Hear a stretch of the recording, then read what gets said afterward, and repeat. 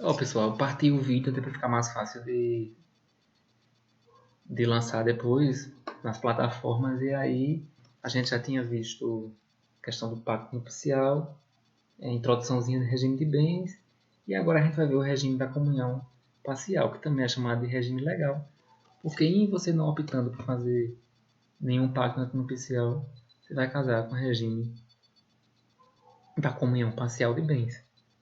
Certo? Esse regime, os autores costumam dizer que ele tem três patrimônios: o patrimônio do esposo, o patrimônio da esposa e o patrimônio comum do casal. Então a gente vai ter patrimônio particular de cada um e o patrimônio comum do casal. Como regra, esse é o regime mais conhecido da gente, então a maioria já sabe. O que você adquirir em regra durante a constância do casamento, então casou, o que você fizer dali do casamento para frente vai ser dos dois. Do que você tinha antes do casamento, em regra não se comunica. Então é um regime bem simples, eu acho mais justo, porque muitas vezes um dos cônjuges opta por parar de trabalhar para cuidar dos filhos e aí o outro só consegue aferir renda, construir um patrimônio porque está tranquilo, porque o outro está em casa cuidando da família.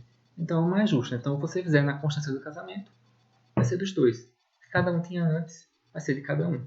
Então é bem simples, a regra é quase que essa.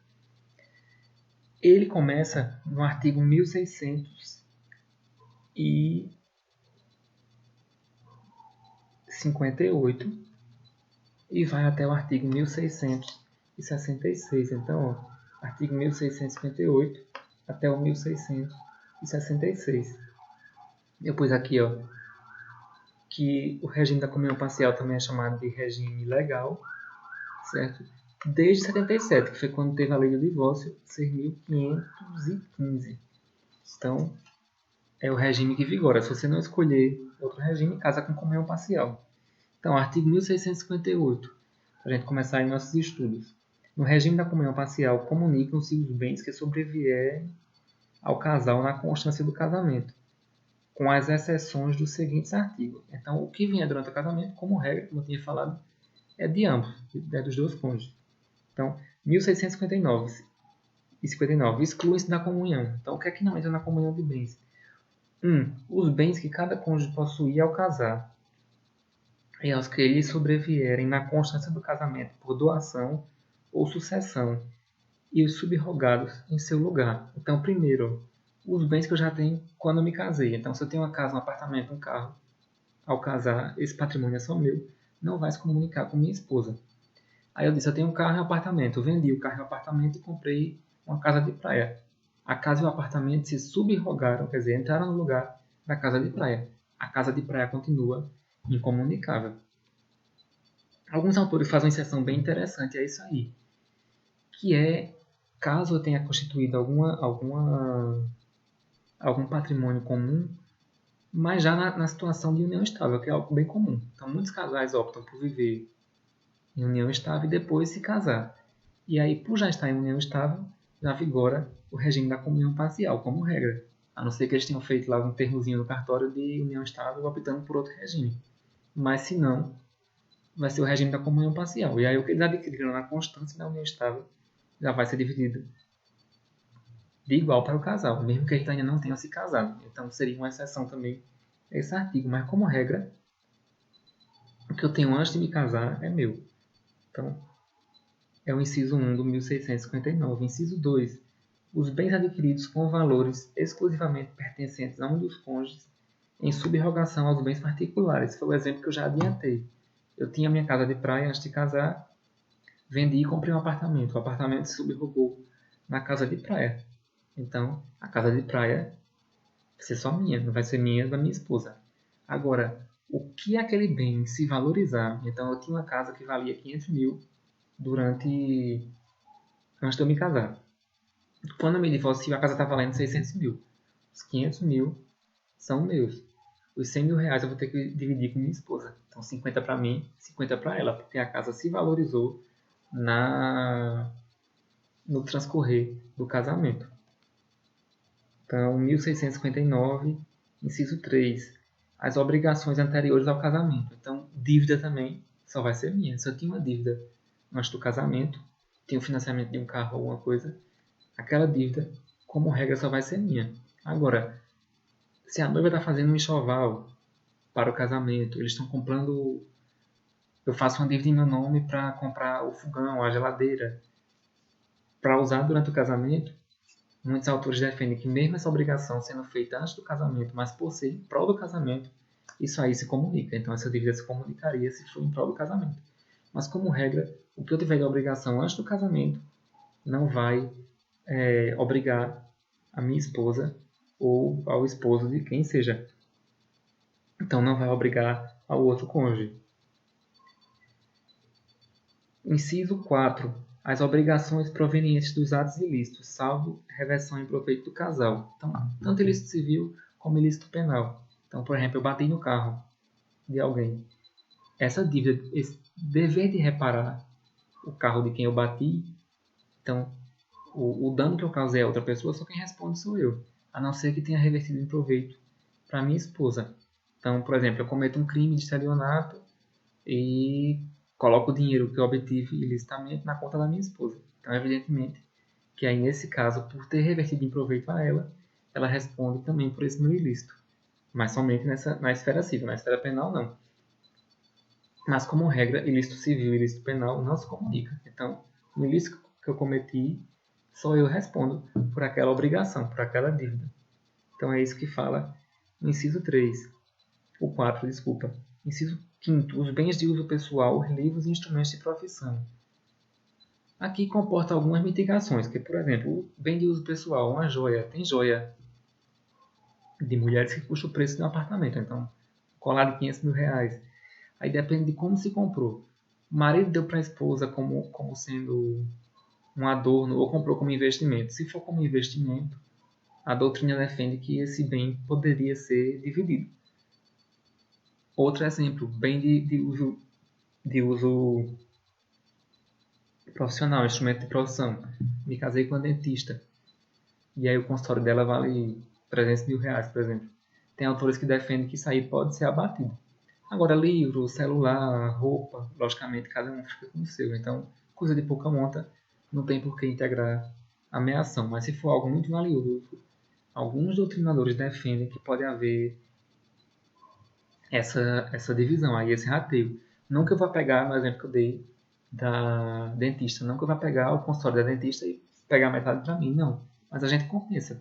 Usa o Instituto da Compensação. Então, em outra coisa, em uma poupança particular que a gente tenha feito, eu posso pegar um valor maior para compensar o valor que a gente gastou no consultório dela. Enfim, mas como regra, bem de profissão também não entra na ameação. Inciso 6, muito criticado pela doutrina. Então, os proventos de trabalho pessoal de cada cônjuge. Então, recebi meu numerário, meu salário e coloquei na poupança. Então, esse valor vai ser só meu, que é proveniente do meu salário. Agora, se eu compro uma casa, compro um carro, vai ser dividido com minha esposa, porque foi adquirido na constância do casamento. Então, a doutrina que critica essa regra, mas é como está posto pelo legislador, a gente tem que obedecer. Inciso 7. Pensões, meios soldos, montepios e rendas semelhantes. Então, qualquer renda... isso aqui são nomenclaturas antigas. Lembra que eu já falei para vocês que o projeto do Código Civil é de 1970. Então, meios soldos eram remunerações de alguns militares, enfim. Isso aí também se exclui da comunhão. Então, a discussão hoje que o Código não fala, por exemplo, seria FGTS, você recebeu. Então, o Código pecou por não falar de coisa mais recente, mas, por exemplo, com relação ao FGTS, já tem entendimento de que ele entra na comunhão. Então, você foi demitido, sacou seu FGTS, isso aí vai entrar na comunhão. Pelo menos é assim que a maior parte dos juízes entendem. Artigo 1660. Entra na comunhão os bens adquiridos na constância do casamento por título oneroso, ainda que em nome só de um dos cônjuges. Então, eu comprei um apartamento e coloquei só no meu nome, mas foi na constância do casamento. Esse bem entra na ameação. Então, lógico, foi adquirido na constância do casamento, onerosamente. Os bens adquiridos por fato eventual, inciso 2 de 1660. Os bens adquiridos por fato eventual, com ou sem concurso de trabalho ou despesa anterior, Então, por exemplo, ganhei na Mega Sena, ganhei no jogo do bicho, enfim. Então, estou para me divorciar, mas não divorciei, vai ter que dividir com sua esposa. Então, pense bem aí antes de jogar. E se for muito sortudo, se separe logo para depois você não ter que dividir esse patrimônio. Mas tem entendimento jurisprudencial, inclusive, já consolidado com relação a isso. Então, Mega Sena ganhou, vai dividir com a esposa. Está incluído nesse inciso, artigo 1660, inciso 2. 3. Os bens adquiridos por doação, herança ou legado em favor de ambos os cônjuges. Então, herança, doação, como regra, se eu recebo uma doação do meu pai, esse patrimônio fica só para mim. Agora, se meu pai doa para mim e para minha esposa, aí sim vai se comunicar. Por quê? Doação é feito do mesmo jeito que testamento, em confiança ao donatário. Então, o doador doa aquele bem porque confia no donatário. Se ele quisesse doar para o casal, ele doaria para o casal. Então, depende de como é feita a doação. Estou doando só para um, não se comunica. Doei para o casal, o patrimônio se comunica. As benfeitorias e bem particulares de cada cônjuge. Então, eu tinha uma casa que era só minha, antes do casamento. E aí minha esposa vai lá e constrói uma piscina. Ou a gente constrói uma piscina durante a construção do casamento. O bem se valorizou, já falei isso para vocês. Então, vai entrar na comunhão aquela benfeitoria, o valor da benfeitoria. Eu fico com a casa, mas no rateio eu vou ter que ser indenizado. Vou ter que indenizar, desculpa, minha esposa por metade do valor daquela benfeitoria que a gente fez. Os frutos dos bens comuns e dos particulares de cada cônjuge percebidos na consciência do casamento, ou pendentes ao tempo de cessar a comunhão. Então, pegando o exemplo dessa casa que eu falei, eu tenho essa minha casa que eu alugo. O que entra de aluguel, na consciência do casamento, minha esposa vai fazer juiz à minha ação. Então, os frutos dos bens comuns ou dos particulares de cada cônjuge percebidos na consciência do casamento. Artigo 5º. 1661. São incomunicáveis os bens cuja aquisição tiver por título uma causa anterior ao casamento. Então, eu fiz um consórcio antes de me casar, foi sorteado durante o casamento, mas já tinha pago a maior parte das parcelas, então, evidentemente, que o bem é só meu. 1662. No regime da comunhão parcial, presume-se adquiridos na constância do casamento os bens móveis quando não se provar que foram em data anterior. Então, o que tiver de coisa móvel, presume-se adquirido na constância do casamento, a não ser que você consiga provar. Então, fogão, geladeira, mobília da casa como um todo, presume-se adquirido durante o casamento. Então, vai ter que dividir aí em havendo divórcio.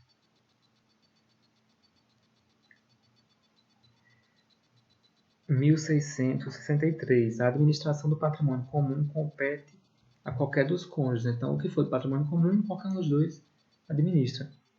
As dívidas contraídas, parágrafo 1º, 1663.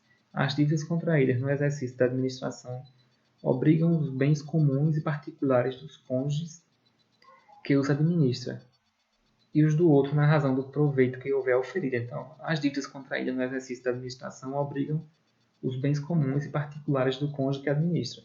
Então, o que eu tiver feito de obrigação na gestão do meu patrimônio, somente me obriga. Agora, o meu patrimônio particular, o que houver proveito para minha esposa, ela também se obriga.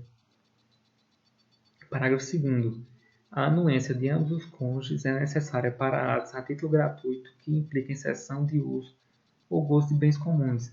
Então, por exemplo, eu quero instituir um usufruto no imóvel meu e da minha esposa. Então, é uma cessão gratuita de uso. E aí depende da autorização de ambos, meu e dela. Parágrafo 3º. Em caso de malversação dos bens, o juiz poderá atribuir a administração a apenas um dos cônjuges. Então, minha esposa ou seu esposo, enfim, está gerindo mal o patrimônio, está dilapidando, você pode entrar com ação. E em alguns casos pode levar até a ser considerado pródigo, se ele for realmente aquela pessoa que dilapide tudo. Se não, pelo menos você pode blindar aí e ficar com a administração dos bens só para você. Agora, isso aí se você conseguir convencer o juiz que de fato isso ocorre, não é qualquer bobagem.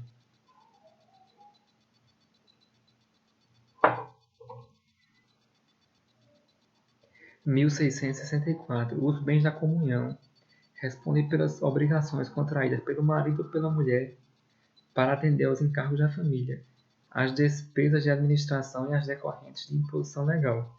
Então, o patrimônio comum responde pelas dívidas contraídas para a gestão familiar. Então, condomínio, água, luz, escola de criança, enfim. 1665. A administração e disposição dos bens constitutivos do patrimônio particular competem ao cônjuge proprietário, salvo convenção diversa no pacto nupcial. Então, eu tenho um carro comprado antes do casamento, o carro é só meu. Então, eu não preciso da autorização, da outorga da minha esposa para fazer essa administração desse bem e para dispor desse bem. 1666. As dívidas contraídas por qualquer dos cônjuges na administração de seus bens particulares e em benefício destes não obrigam os bens comuns. Então, lógico, na gestão do meu patrimônio particular, eu não posso comprometer o patrimônio comum. Então, se eu fiz uma dívida no apartamento que eu tenho particular, é com o meu patrimônio particular que eu vou se aquilo.